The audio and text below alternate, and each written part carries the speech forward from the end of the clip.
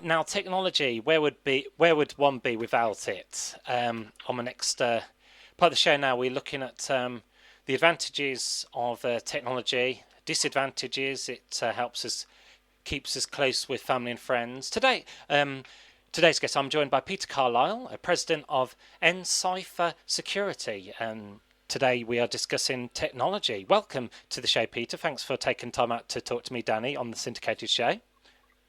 You're very welcome. Nice to be here. It's great to have you on. And when people often joke about, when you're on using technology, someone is not too far away from you. But the bigger picture is that there seems to be a kind of harsh reality to this.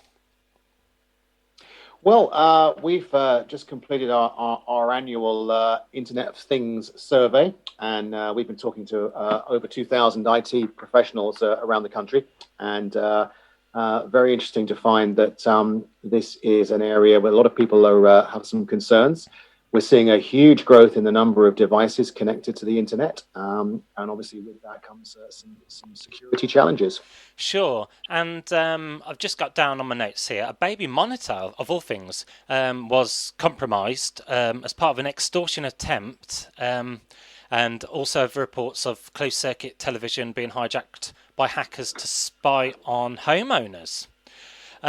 Who, where, and why are these hackers operating? Well, this is all about access to people's personal data, and as we know, personal data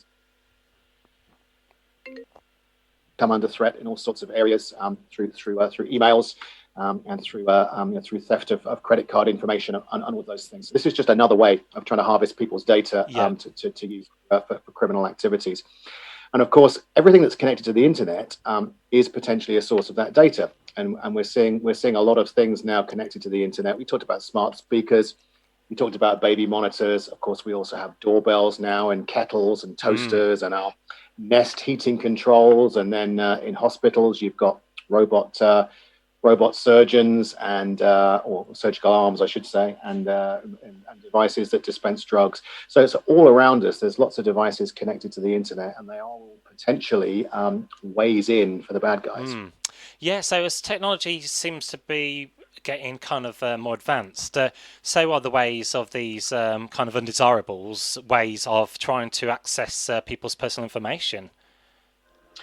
Yeah, it's true, and one of the better known stories from last year involved a casino in Las Vegas. I know this sounds something like straight out of Ocean's 11, but they had a thermometer in the fish tank that was online to enable them to manage the water temperature remotely, and that's the way the bad guys got in and stole the personal data of all the high roller gamblers from the casino. So it really is, as the technology gets more sophisticated, the opportunity gets more sophisticated. Yes, I wanted to add, businesses. What can they only do so much to protect like the customers, or is there much more they can do to keep these people away? Well, there are lots of things that we can all do. And of course, top of the list is not leaving any devices unlocked and unattended. I mean, that seems pretty obvious, but don't leave things lying around. We know that email can be a challenge, particularly with so many people working from home now, without the support of colleagues and around them to perhaps run an eye over something. So it's important to avoid jumping in if something's telling you need to act now or act urgently and click a link. Then you should probably step away, take a deep breath, and have another look at it. Don't give out your data to anyone, of course. Don't share passwords, and certainly don't write them down, because as soon as you've written it down, then it's there for somebody else to potentially pick up.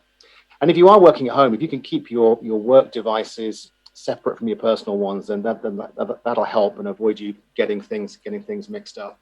But in terms of what businesses can do, one thing I would encourage people to push on their employers is maybe try and use different ways of authenticating identity rather than just passwords, because passwords, as we know, get forgotten, especially now when they have to be so long with lots of special characters.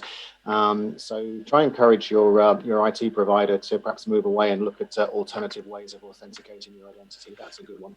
That's very good advice there. And I wanted to ask, during this time of the pandemic, has more personal data been compromised due to everyone working from home?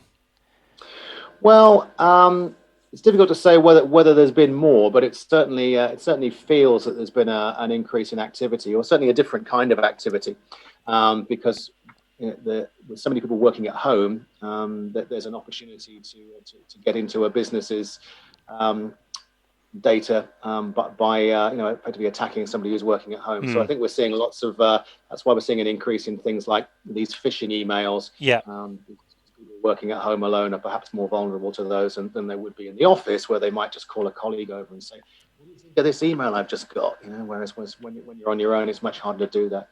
So I think there's lots of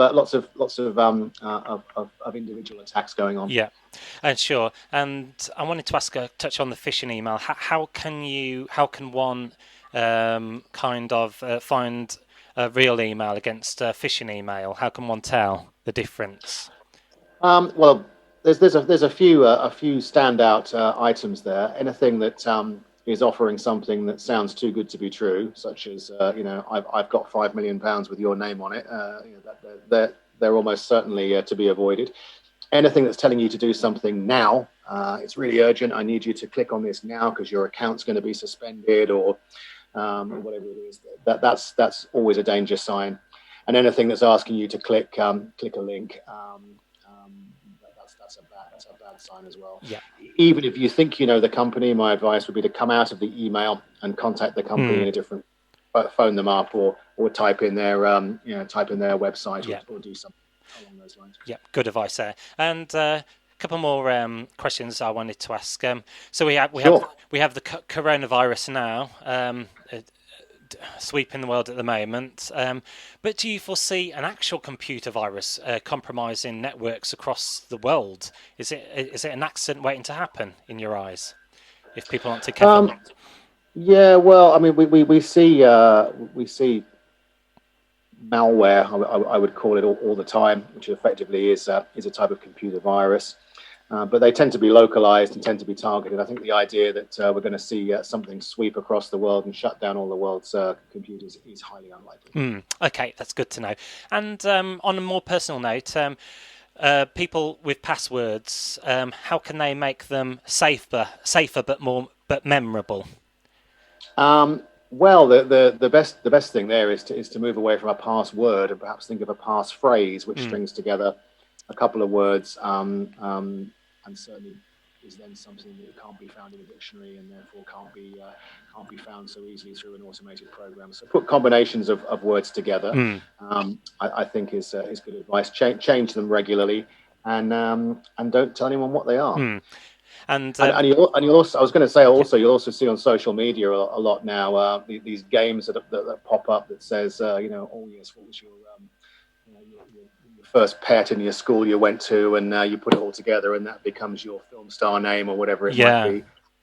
Those are ways of people finding the information to try and figure out passwords. So best not to play those kind of games as well. Well, I didn't know that, to be fair. Thanks for kind of telling us that. That's very crucial information there, because you see on social media a lot of people kind of doing that at the moment. And finally, how important is it to update systems, on computer devices, tablets, laptops, and anything? Is updates quite crucial in doing so? Yeah, updates are good. You talked about viruses earlier on, and we're always finding new issues and new examples of malware. So keeping your devices up to date means that you'll have the necessary protection against anything that we know about. So it is absolutely best practice to keep everything up to date.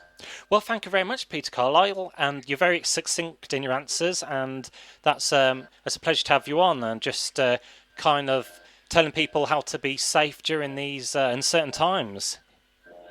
My pleasure. Great to have the opportunity to talk to you, Danny. Thank you very much. Wonderful stuff.